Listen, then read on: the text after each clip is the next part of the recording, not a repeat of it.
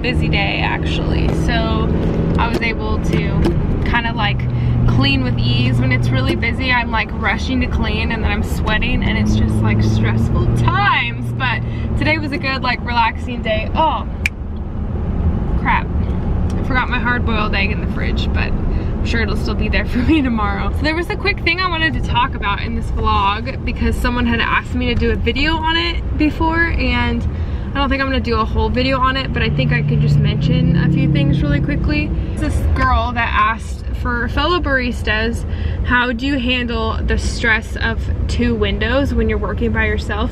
I'm gonna give you kind of like a frame of mind first, and then I'm gonna give you some practical ways to like actually deal with it. The way that I look at it is people expect to have to wait. As long as you're not going like super slow or anything, people expect to have to wait for coffee, and coffee is important enough to them that they are willing to wait.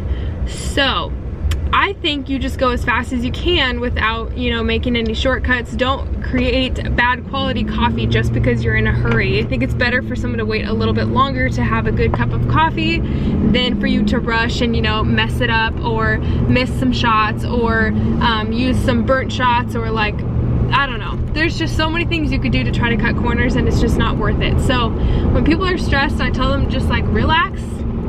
People know they have to wait, so like go as fast as you can, but when you're working by yourself, you can only go so fast, especially when you have 2 windows. Sometimes you're literally working at like 8 drinks at a time, and you can't go any faster than you're already going. So like when that kind of stuff happens, I always make sure to thank the next customer, and I'll say thank you for your patience. Like, I know that was a big order, you know, so they feel like, I don't know, people like to feel appreciated for waiting, you know what I mean? It's just nice to just say courteous things like that. But my point is, you can only go so fast. So like, move as fast as you can, as efficiently as you can. But if you moving fast causes you to make mistakes, then like just take a breath and slow down. And sometimes people even leave my line. And like, I've been making coffee for like 6.5 years, and I feel like I'm pretty quick. But sometimes people leave because they're just impatient and they don't want to wait, or like, you cannot help that the car in front of them ordered literally 6 drinks and like 4 food items. So when you're working by yourself and have another window to help, it just can take a while, you know? A while is in like 4 minutes, and some people literally cannot wait that long, so they'll leave. So just don't let that get to you. I know some people get really anxious when they see someone leave their line, but like, it's not your fault. They probably are in a hurry. They should have honestly just planned more time ahead of getting coffee before they needed to be where they needed to be, or if they're really that impatient, either way, it's their problem. That's the way I look at it. So if they can't wait and you're being as fast as you can, it's not your fault. Moving on from that, so some practical ways, which I already got into one of them, is, you know, like if you do have a long line and it's taking quite a while and the orders are taking quite a while, and even if the customers are being really slow, like I make sure never to blame the customer in front of the next customer. So if they pull up, I might say like, sorry, that was a big order, thank you for your patience, or thank you for waiting, or something like that. And they're always like, it's okay. Like, they usually take it pretty well. Some people leave and I guess you never get to talk to them. But another practical way, when you're helping 2 windows at a time, and the way that I do it, when it's constant on 2 sides, sometimes you constantly have like 3 or 4 cars on each side when you're working alone, and I will look at one window and say, I don't know, however you start your shift, you know, you say, how can I help you? What can I get started for you? You start their drinks. While I'm starting their drinks, man, this could be potentially a really long video if I decided to make this separate, but it's something that I learned from working at Starbucks called BR2. I don't even know what that stands for. I have a lot of Starbucks employee partner subscribers, so you guys can tell me. But anyway, BR2 teaches you how to work on at least, well, they say only 2 drinks at a time, but I've learned how to manage 3 drinks at a time well, without burning shots and without messing up the drinks. But there's different steps you can take. Like, if there's a hot drink, you can start steaming the milk. While the milk is steaming, you could pull the shots for the next drink, and maybe while those shots are pulling, you could start a blended drink. So like, you could have 3 things going on at one time, but like, I would not encourage you to do more than that if you can't handle it and can't manage it. Because if you lose track of one thing, which I've done before too, you know, your pitcher is going to overflow if you don't have one that stops automatically, which I don't know who does. I don't have one of those. So anyway, if you don't pay attention, things will overflow, and then it'll become even messier and stress you out even more. But there's always a process to be able to work on a couple drinks at a time to make things more efficient. So my neighbor's smiling at me. I just lost my train of thought. I realized like how weird it is that I am on my camera and my neighbors are just looking at me like, what is she doing? I don't know. Okay, one second, they're walking by. Okay, wow, I'm really awkward. Okay, so basically, you could be working on more than 1 drink at a time for that customer if they have more than 1 drink. Okay, so let's say you have now a person waiting on the other side of the window and you haven't talked to them yet. Like, my rule of thumb is to always make a point of contact with every customer. And I'm the same way. If no one even ever comes over to your table when you're going out to eat and says, I'll be with you in a second, you feel like they don't serve you for like 20 minutes. It can literally feel like forever. But if they come by and say, sorry, it's been really busy, I'll be there in 2 minutes. Like, then they know to only wait 2 minutes and then you'll be with them, if that makes sense. So it's important to make a it's important to make a point of contact with every customer. So while I'm working on customer A's drinks and their order, I've already taken their whole order. I've rung it in to the till, but I don't check them out yet.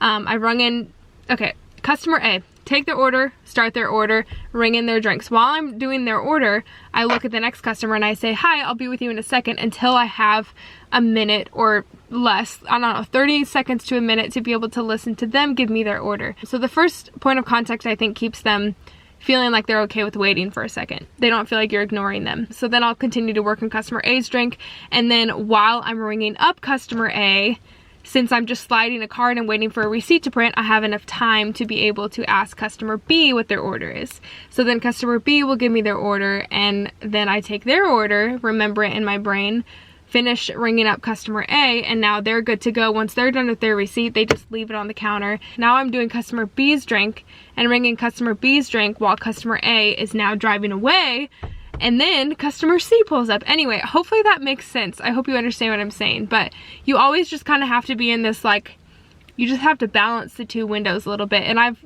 found out that if you're ringing up customer A while taking customer B's order, that's the best way to do it, because even if you've just taken their order and you haven't actually started their drinks, the fact that they've told you their order, they feel like settled, like they can just like wait for a few minutes and then they can continue to talk on the phone or with their friends or whatever. That's basically how I do it. I'm gonna go inside now and change into some comfy clothes. Now that I'm home, it's time for some comfy pants. That's what I'm talking about. Yes, please. These are so soft. This is the first time that I've worn them. So these leggings, if you're curious, are from a company called ANNABELLES, and they sell other types of like minky type fabric clothing. If you like really soft stuff to come home to after work like I do.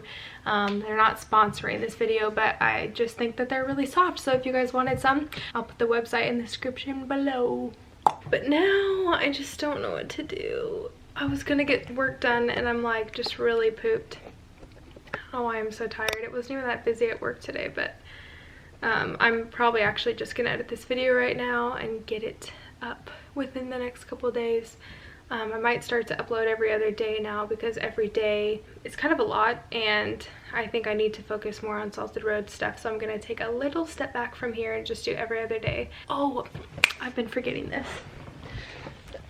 So a couple videos, actually a lot of videos ago, I had talked about wanting to start doing shout outs, and I was gonna pull a comment from one of my latest Instagram posts, and I've just been forgetting to do that. So I am going to shout out Pockets.92. She said, "I love your vibe, can't wait to see Salted Road." And thank you. I can't wait to see Salted Road too. So speaking of, I need to continue to work on that. I might do a little bit of stuff for it tonight, but I'm gonna edit this video now. So thank you for watching. I hope you enjoyed my work with me video and also my advice on the drive-through stuff. If you're a barista and needed advice on that. So I hope you guys had a good day, and I'll see you in the next video. Bye! Okay, one last thing before I end the video. This is something that I totally forgot to mention. These two people in this video, Frederic and Evelina, are two of my really awesome friends that are from Norway and Sweden, and I met them in Belize when I was in YWAM when I was 18. So anyway, I think that they're super rad, and they have a YouTube channel, and they like deserve so many more subscribers, and they love Jesus, and they're really cool people, and they travel and they do really cool things, and they're funny. So you guys should follow them if you want to. Go subscribe to their channel. I'm actually going to put that down below so you guys can subscribe to that, and comment and like their videos and tell them that I sent you, and enjoy their videos, because they're like two of the coolest people I've ever met. So yeah, anyway, I just had forgot to do that, and then they posted a video and I was like, oh my gosh, duh, I need to tell you guys about them. So anyway, okay, that's all. I'm gonna edit the video now, and have a good night. Okay, bye.